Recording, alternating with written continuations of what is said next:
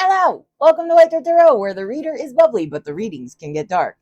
Speaking of getting dark, this is actually take two, because in take one, it got a little bit too dark, and I was talking government secrets and all kinds of stuff like that. And I don't feel like putting a target on my back because I'd like to remain in the realm of the living for as long as I possibly can. So, as much as I don't have a filter, I also know when it is smart to shut my mouth. So we are doing a take two. Okay, let's see. General reading. Just a general reading. Come on. Keep it light-ish. We don't want to get that dark. Whoa. Ah, shit. Okay. 5 of Wands. Figured that would happen, though, because we are going to have a Mars opposition to Pluto on the 24th, and that tends to bring up a lot of pent-up anger boiling over. Ace of Pentacles, okay. In the reverse. We're keeping reversals today.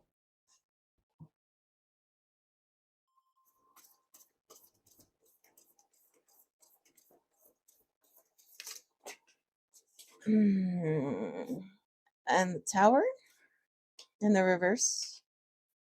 3 of Swords. 5 of Swords in the reverse. Okay. Oh, and the Wheel of Fortune in the upright. Sweet.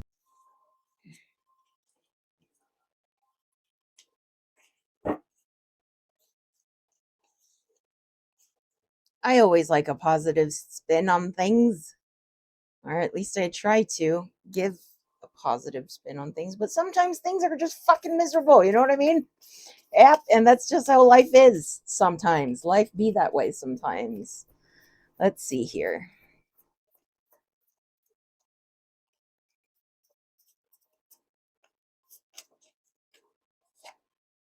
Death in the reverse. Okay. Oh, now I get it. 8 of Pentacles in the reverse. A lot of reversals today. 8 of Cups.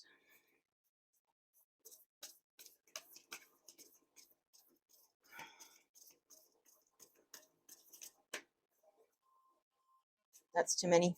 Try again.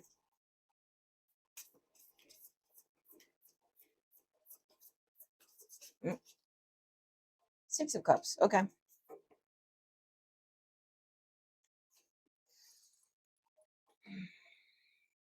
Now, we shall ask the pendulum. Do you have a keyword for us?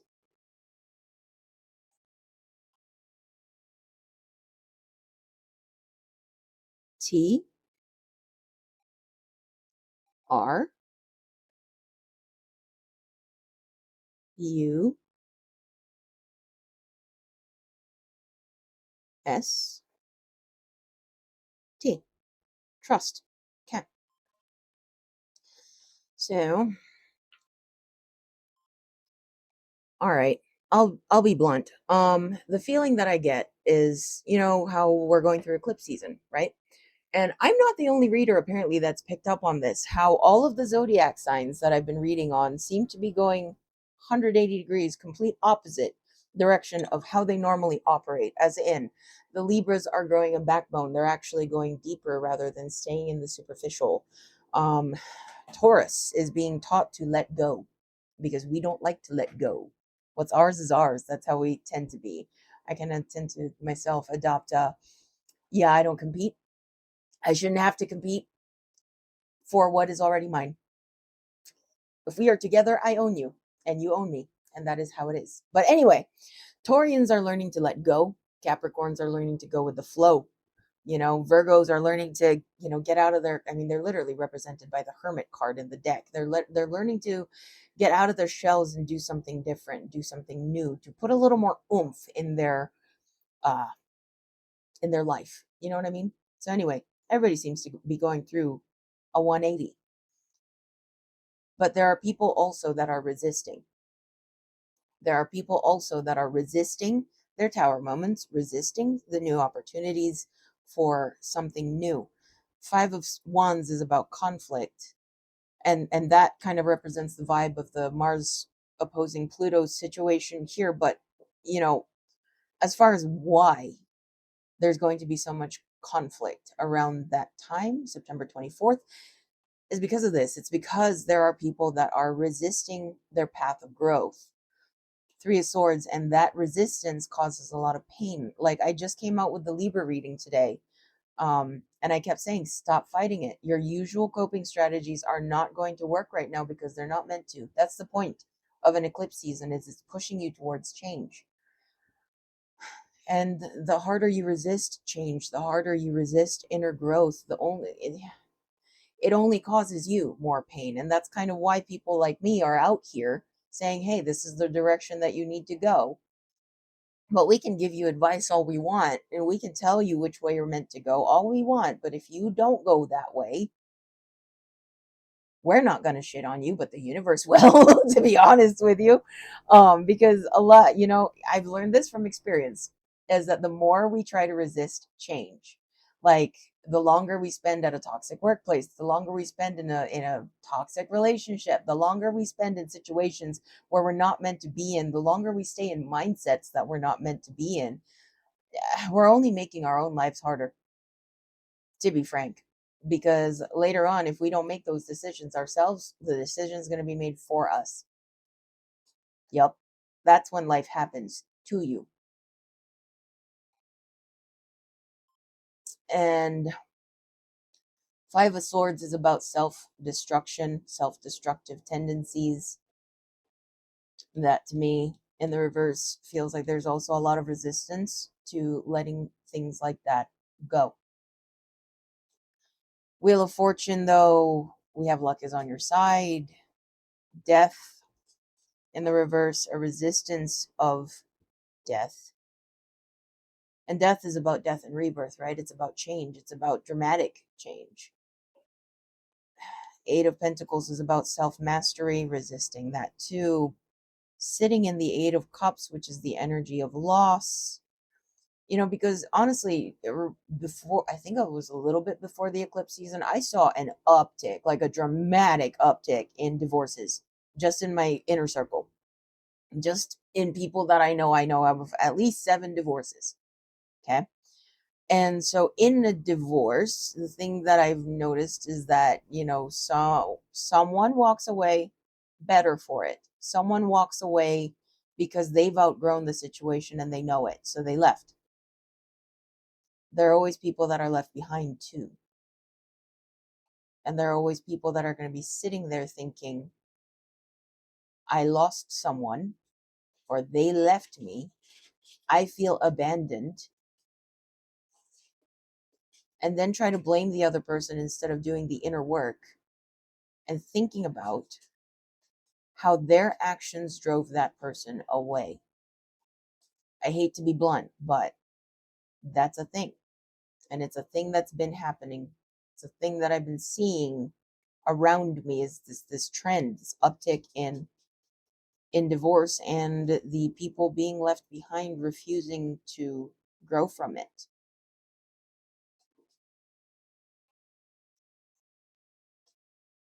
And I want to preface that, well, I guess it's not a preface if I'm saying it now, but I do want to say, though, that I don't believe in leaving people in a mean-spirited kind of way. I don't believe in leaving people behind and hoping the worst for them. I believe in leaving people behind and hoping that they learn from the experience, that they grow as a person. And some people are more hard-headed than others and do need to get whacked upside the head a couple times before they figure it out. But with that being said, I don't know, I feel a lot of mean-spirited energy out of this spread. I feel a lot of resentment. Six of Cups. Usually I call this the nostalgia card, or something that's deeply embedded in the roots, but also it's the cup of the past, or it's the card of the past. So, just saying, As a general energy, if you have an ex that hates you, be careful. Keep your doors locked. Because honestly, this is what this feels like. So we went dark, but we didn't go government secrets dark. So that's good. It's still freaking dark though. If you have an ex that hates you, be careful. Because this might just be where it all boils over.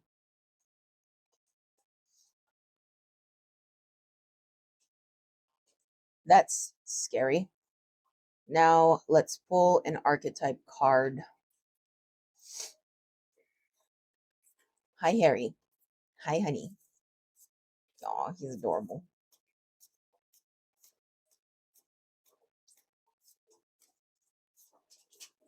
Hold on, Harry. Once I pick a card, I'll pick you up. How about that? Did you just fart? I heard a little toot. Interesting. So we got the self. There we go.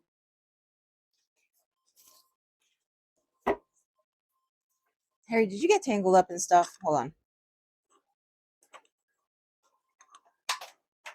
You got tangled up in my cord.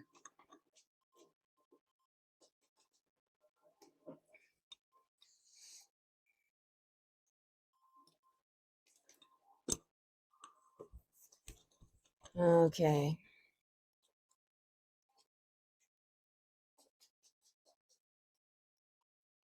The self.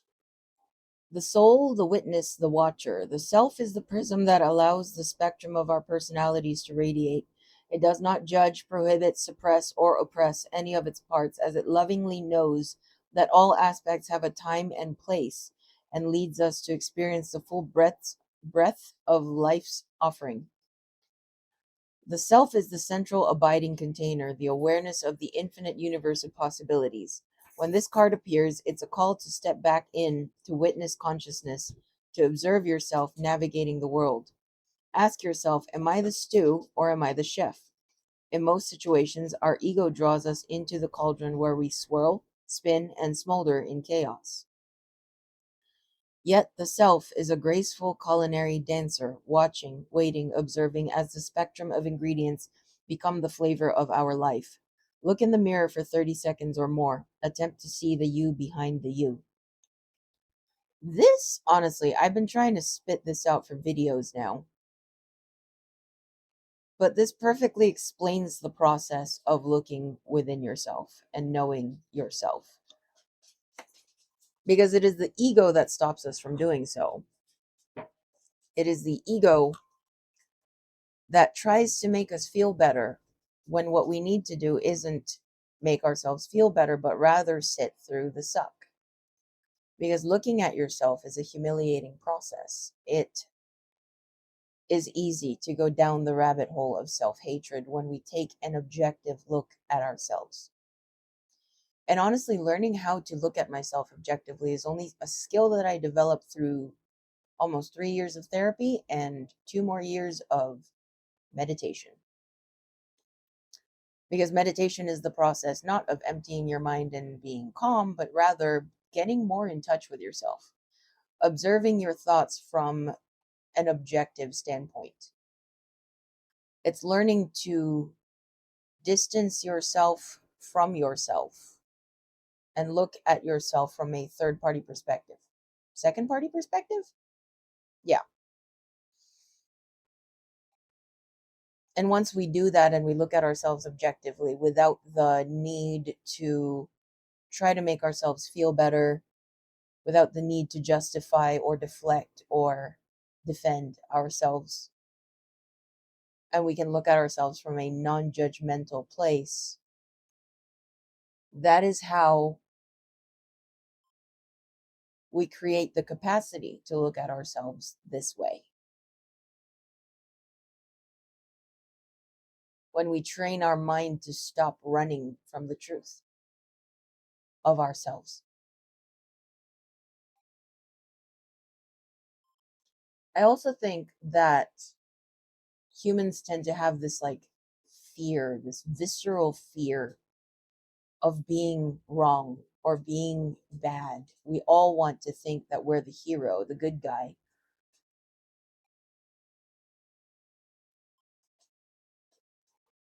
But when we release that, when we release the concept of good or bad, and we just observe things from the perspective of what is, that is what gives us the capacity to look at ourselves truly. And I think that if you have a lot of tension boiling up inside of you, now is a time where a lot of that will come to the surface. But I think this card is appearing as advice to, rather than let it boil over and let it cause you to lash out at others or blame others, or hopefully not, but act out violently, for example, rather than doing all that because you feel a certain way, try to question yourself as to why you feel that way. Try to question yourself as to what that chip on your shoulder really is. And I don't believe in victim blaming, but in some cases it really is a matter of, were you wronged, or did someone have to choose themselves over you because you made it a choice for them to make? As in, if you were behaving in ways that made someone feel like staying with you would be detrimental to their self-respect, their self-love, why was that? So then, did they really leave you, or did they choose themselves?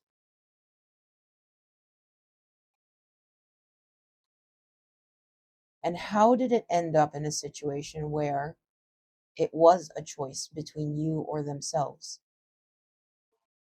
Because in a healthy situation, in a healthy connection, that wouldn't have arose to begin with.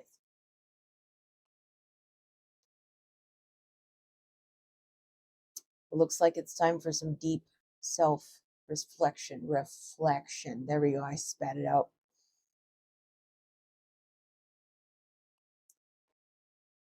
So anyway, September 24th, but we're already feeling the energy now. I can just feel it in the air. Be careful. Stay safe. Keep your doors locked. Don't walk around alone at night, male or female. And maybe try to transmute this energy, this boiling over energy, into further self reflection and growth. Well, if you liked what you saw here today, please feel free to like, share, subscribe, comment to help me out with the algorithm, and hit the notification button so that you get notified every time I post a video. And I will see you in the next one.